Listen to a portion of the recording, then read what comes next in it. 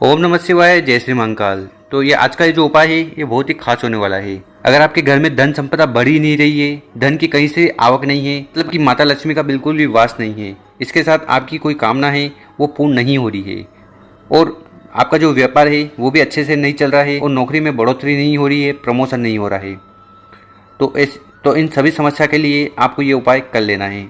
तो पूज्य गुरु जी की कथा को सुनकर ही ये उपाय बहुत अच्छे से समझाएंगे। उसके पहले इस वीडियो को लाइक कर दें, और चैनल पर नए हो तो सब्सक्राइब जरूर करिएगा। देखिए, इस उपाय में जो सबसे पहले सामग्री हमें लेनी है वो है लौंग। तो आपको इस प्रकार से लौंग लेना है। कितने की ज़रूरत है? तो इस उपाय में हमें मात्र 7 लौंग की ज़रूरत है। और जब भी आप लौंग लो तो उसमें आपको ये फूल लेना है, ठीक। अगर ये फूल नहीं लेते हो तो ये खंडित लौंग कहलाएगी। इसके बाद जो अगली सामग्री है वो है लाल चंदन। तो आपको लाल चंदन लेना है। तो ये कितना लेना है? तो 1 चिमटी, 1 चुटकी लाल चंदन ले लीजिएगा। इसके बाद जो अगली सामग्री है वो है लोटा।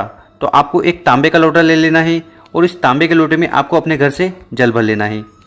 तो यहाँ पर आपके पास है जल का पात्र, ठीक। तो जो आगे लौंग हमने बताई है, ठीक, तो उस लौंग को उठाकर आपको इस जल के पात्र में डाल देना है। इसके साथ जो लाल चंदन है, उस लाल चंदन को भी आपको उठाना है और उसको भी इस जल के पात्र में डाल देना है। और फिर इसमें वो जो जल है उसको अच्छे से मिला लेना है, घोल लेना है। और उसके बाद इस लोटे को लेकर आपको पहुंच जाना है बेलपत्र के पेड़ के नीचे। देखिए, ये उपाय आप चाहो तो सुबह कर सकते हो, और आप चाहो तो शाम को कर सकते हो। तो समय की कोई भी पाबंदी नहीं है, किसी भी समय इस उपाय को कर लीजिएगा।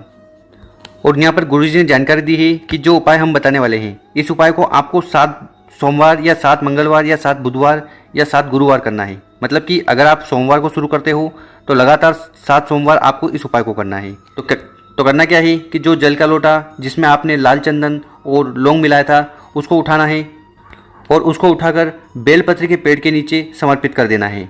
तो यहाँ पर हमने लाल चंदन और लौंग वाला जल बेलपत्र के पेड़ के नीचे समर्पित कर दिया, अपनी कामना, अपनी समस्या कहते हुए। अब आप सोच रहे होंगे कि ये उपाय इतना विशेष क्यों है। देखिए, आपको पता होगा कि बेलपत्र के पेड़ के नीचे हर शाम को माता लक्ष्मी का वास होता है। जो भी, और लिंग पुराण के अनुसार, विष्णु पुराण के अनुसार गुरुदेव ने बताया है कि जो भी व्यक्ति अगर एक लोटे में लाल चंदन और लौंग का जल लेकर बेलपत्र के पेड़ के नीचे जाकर उसको समर्पित कर देता है, तो फिर उसके घर में माता लक्ष्मी खुद प्रवेश करती है, और उसके घर में फिर धन दौलत की कभी कमी नहीं रहती है। और जैसा कि हमने बताया है कि इस उपाय को आपको लगातार 7 सोमवार, 7 मंगलवार इस प्रकार से कर लेना है। कर देखिएगा, बहुत ही आसान सा उपाय है, जरूर लाभ मिलेगा। अब जान लेते हैं गुरुजी द्वारा बताया गया दूसरा उपाय। विशेषकर ये जो उपाय है ये लक्ष्मी प्राप्ति के लिए है, धन प्राप्ति के लिए है।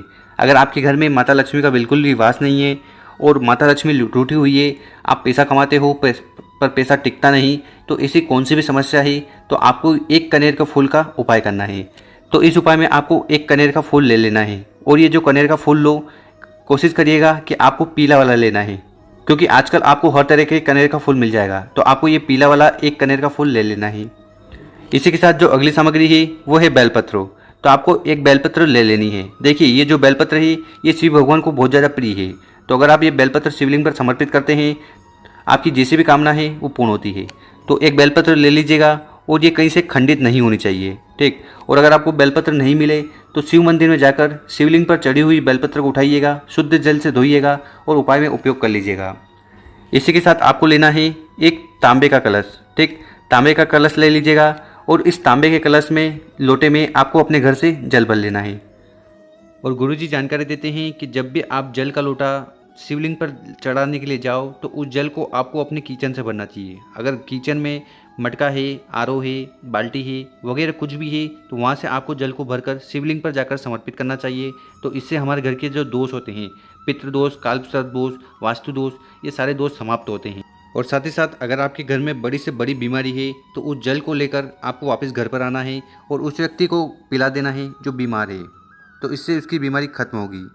इसके बाद इन सामग्री को लेकर आपको पहुंच जाना है शिव मंदिर। और ये जो उपाय है ये आप सुबह भी कर सकते हो और शाम को भी कर सकते हो, तो किसी भी समय कर लीजिएगा। सबसे पहले शिव मंदिर में जाकर उत्तर दिशा की तरफ मुँह कर खड़े हो जाना है और इन उपाय को करना है।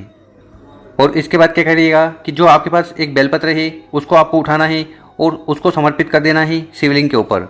और शिवलिंग पर जब भी बेलपत्र समर्पित करो, उसकी जो डंडी होगी वो जलाधारी की तरफ होगी और जो पत्ती होगी वो आपकी तरफ होगी। और यहाँ पर शिवलिंग पर उल्टा बेलपत्र समर्पित होता है, तो ऐसे समर्पित कर दीजिएगा अपनी मन की कामना और समस्या बताते हुए। और इसके बाद जो आपके पास एक जल का लोटा है जिसमें आप अपने घर से जल भर के लाए हो, उसको उठाना है और उसको आपको समर्पित कर देना है उस बेलपत्र के ऊपर। तो जहाँ पर आपने बेलपत्र समर्पित की है वहाँ पर आपको उस जल को धीरे धीरे कर उस जल को समर्पित कर देना है श्री शिव नमस्तुभ्यम का स्मरण करते हुए। और गुरुजी कहते हैं कि जल को आपको बहुत ही स्लो चढ़ाना है, साथ ही साथ आपके मन में जो भी कामना है, जो भी इच्छा है या जो भी समस्या है उसका स्मरण कर लेना है।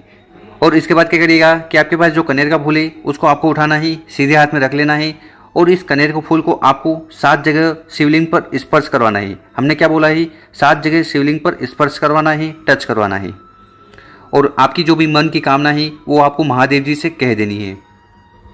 देखिए, सबसे पहले आपको ये कनेर का फूल उठाना है और इसको आपको स्पर्श करवाना है गणेश जी के स्थान पर। तो शिवलिंग का जो शिवलिंग का जो सीधा वाला भाग है, यहाँ पर ये गणेश जी का स्थान है। यहाँ पर आपको सबसे पहले वो कनेर का फूल स्पर्श करवा देना है और स्पर्श करवाते समय श्री शिवाय नमस्तुभ्यम का स्मरण करना है। जब आप स्पर्श करवा रहे हो तो इसकी जो डंडी होगी वो जलाधारी की तरफ होगी और जो फूल की साइड होगी वो शिवलिंग की तरफ होगी। तो इस तरह से आपको यहाँ पर कनेर का फूल स्पर्श करवा देना है। फिर यहाँ से आपको कनेर के फूल को उठाना है और जो कार्तिकेय जी का स्थान है उस कनेर के फूल को स्पर्श करवाना है और आपकी जो मन की कामना है वो वहाँ पर आपको कह देनी है। और इसके बाद क्या करेगा, यहाँ से कनेर के फूल उठाना है और जो माता अशोक सुंदरी वाली जगह होती है, तो दोनों जलाधारी के बीच में ये जो जगह है यहाँ पर आपको तीसरी बार कनेर के फूल को स्पर्श करवाना है। साथ ही साथ आपको श्री शिवाय नमस्तुभ्यम का स्मरण करना है।